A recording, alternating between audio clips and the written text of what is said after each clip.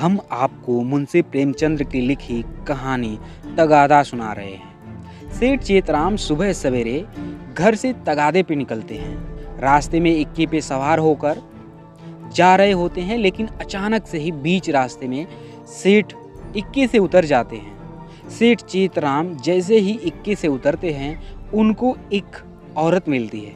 औरत सेठ से आज की रात वहीं ठहरने की आग्रह करती है। कहानी यहीं पे रुकी थी। अब आगे की कहानी यहाँ से शुरुआत करेंगे। उसके वस्त्र मंद मंद महक रहे थे। सेठ जी का दिमाग ताजा हो गया। उसकी ओर कनखियों से देखा और चंचल, बाकी कटीली, तेज तर्रार थी। सेठानी जी की मूर्ति आंखों के सामने आ गई। भद्दे, थल थल, पिल पिल पैरों में विवाहें फटी हुई, कपड़ों से दुर्गंध उड़ती हुई।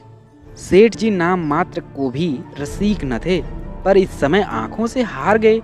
आंखों को उधर से हटाने की चेष्टा करके चरपाई पर बैठ गए। अभी कोस भर की मंजिल बाकी है, इसका ख्याल ही न रहा। स्त्री एक छोटी सी पंखियां उठा लाई और सेठ जी को झलने लगी। हाथ की प्रत्येक गति के साथ सुगंधा का एक झोंका आकर सेठ जी को उन्मत्त करने लगा। सेठ जी ने जीवन में ऐसा उल्लास कभी अनुभव न किया था। उन्हें प्रायः सभी घृणा की दृष्टि से देखते थे। चोला मस्त हो गया। उसके हाथ से पंखियां छीन लेनी चाहिए। तुम्हें कष्ट हो रहा होगा, लाओ मैं झेल लूं। ये कैसी बात है लाला जी, आप हमारे दरवाजे पर आए हैं, क्या इतनी खातिर भी न करने दीजिएगा? और हम किस लायक हैं? इधर कहीं दूर जाना है? अब तो बहुत देर हो गई, कहाँ जाइएगा? सेठ जी ने पापी आंखों को फेर कर और पापी मन को दबाकर कहा, यहाँ से थोड़ी दूर पर एक गांव है, वहीं जाना है। सांझ को इधर ही से लौटूंगा। सुंदरी ने प्रसन्न होकर कहा, तो फिर आज यहीं रहिएगा, सांझ को फिर कहाँ जाइएगा? एक दिन घर के बाहर की हवा भी खाइए, फिर न जाने कब मुलाकात होगी। इक्के वाले ने आकर सेठ जी के कान में कहा, पैसे निकालिए तो दाने चारे का इंतजाम करूं। सेठ जी ने चुपके से अठन्नी निकाल कर दे दी। इक्के वाले ने फिर पूछा, आपके लिए कुछ मिठाई लेते आऊं? यहाँ आपके लायक मिठाई तो क्या मिलेगी? हाँ, मुंह मीठा हो जाएगा। सेठ जी ने बोले, मेरे लिए कोई जरूरत नहीं। हाँ, बच्चों के लिए यहाँ 4 आने की मिठाई लेते आना। चवन्नी निकालकर सेठ जी ने उसके सामने ऐसे गर्व से फेंकी मानो इसकी उसके सामने कोई हकीकत नहीं है।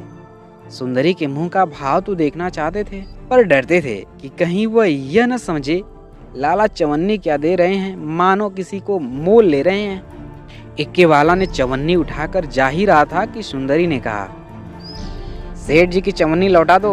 लपक कर उठा ली, शर्म नहीं आती? यह मुझसे रुपया ले लो, 8 आने की ताजी मिठाई बनवा कर लाओ। उसने रुपया निकाल कर फेंका। सेठ जी मारे लाज के गड़ गए। एक इक्केवान की भठियारिन, जिसकी टके की भी औकात नहीं, इतनी खातिरदारी करे कि उनके लिए पूरा रुपया निकाल कर दे दे। यह भला वह कैसे सह सकते थे?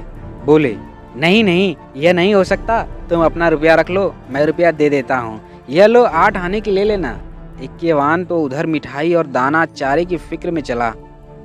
इधर सुंदरी ने सेठ से कहा, वह तो अभी देर में आएगा लाला, तब तक पान तो खा लो। सेठ जी ने इधर उधर ताक कर कहा, यहाँ तो कोई तंबोली नहीं है। सुंदरी ने उनकी ओर कटाक्षपूर्ण नेत्रों से देखकर बोली, क्या मेरे लगाए पान तंबोली के पानों से भी खराब होंगे? सेठ जी ने लज्जित होकर कहा, नहीं नहीं, यह बात नहीं, तुम मुसलमान हो ना? सुंदरी ने विनोदमय आग्रह से कहा, खुदा की कसम, इसी बात पर मैं तुम्हें पान खिलाकर छोड़ूंगी। यह कहकर उसने पानदान से एक बीड़ा निकाला और सेठ जी की तरफ चली। सेठ जी ने 1 मिनट तक तो हाँ हाँ किया, फिर दोनों हाथ बढ़ाकर उसे हटाने की चेष्टा की, फिर जोर से दोनों ओंठ बंद कर लिए। जब सुंदरी किसी तरह न मानी तो सेठ जी अपना धर्म लेकर बेतहाशा भागे। छोटा वहीं चारपाई पर रह गया। 20 कदम पर जाकर लाला रुक गए और हाँफ कर बोले, देखो, इस तरह किसी का धर्म नहीं लिया जाता। हम लोग तुम्हारा छुआ पानी पी ले तो धर्म भ्रष्ट हो जाए। सुंदरी ने फिर दौड़ाया। सेठ जी फिर भागे। इधर 50 वर्ष से उन्हें इस तरह भागने का अवसर न पड़ा था। धोती खिसक कर गिरने लगी, मगर इतना अवकाश न था कि धोती बांध ले। बेचारे धर्म को कंधों पर रखे दौड़े चले जाते थे। न मालूम कब कमर से रुपयों का बटुआ खिसक पड़ा।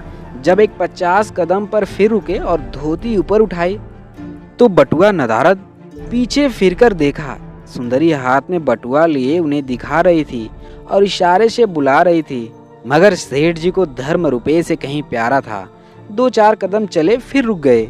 एकाएक धर्म बुद्धि ने डांट बताई, थोड़े रुपये के लिए धर्म छोड़ देते हो? रुपये बहुत मिलेंगे, धर्म कहाँ मिलेगा? यह सोचते हुए वो अपनी राह चले। जैसे कोई कुत्ता झगड़ालू कुत्तों के पीछे से आहत दुम दबाए भागा जाता हो और बार बार पीछे फिरक कर देख लेता हो कि कहीं वे दुष्ट आ तो नहीं रहे। बस इतनी सी तो थी मुंशी प्रेमचंद्र की कहानी तगादा।